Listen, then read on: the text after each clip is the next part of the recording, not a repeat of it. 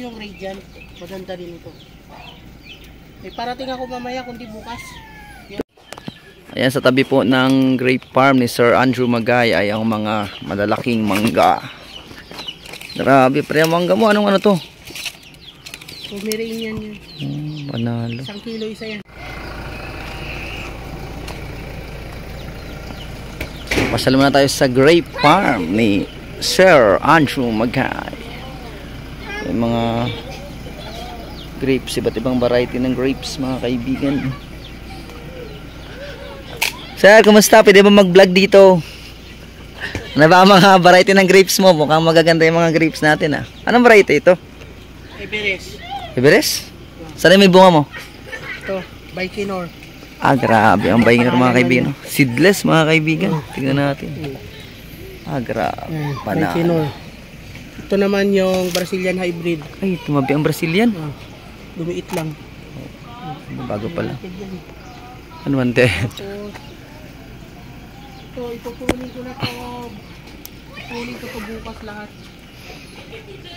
Yan. Grabe. Oh, ito yung maganda. Brazilian hybrid to. Yan. Brazilian hybrid. Ilang buwan na ito, pre? Ilang buwan na? 3 weeks pa lang yan. Grabe, oh. Ito Brazilian hybrid. So, ilang variety po ang inyong ano dito, grapes? Baikonur, Everest, Crimson. Ito yung Crimson. Ganda, mga kaibigan. Ah, Crimson. So, Crimson siya, pero yun ay ano, hybrid. Ah, iba yung puno niya. Yun yung Radiant. So, recycled lang pala yung mga gamit mo, pre, no? Recycled material. Tapos, ito naman po yung mga red cardinal lahat. Tingnan natin, mga kaibigan, ang red cardinal. So, dito sa part na to, red cardinal itong ganito. Ilang buwan na to? May 2 months? Wala. 1 buwan pa lang lahat yan. Grabe. Ito pre, pag nagganito na, wala na itong dahon. Ah, pinaputol mo ang dahon. Tapos putulin mo itong talbos. Pag tumaas na, putulin mo para mag-split. Pero okay lang palampasin siya doon sa taas, yung panagbalag. Yun lang, pag ano siya, kailangan i-split mo. Tayo ng baka sa'yo, parang sariwa pa man to. Tabi mo. Binabasa kasi yan.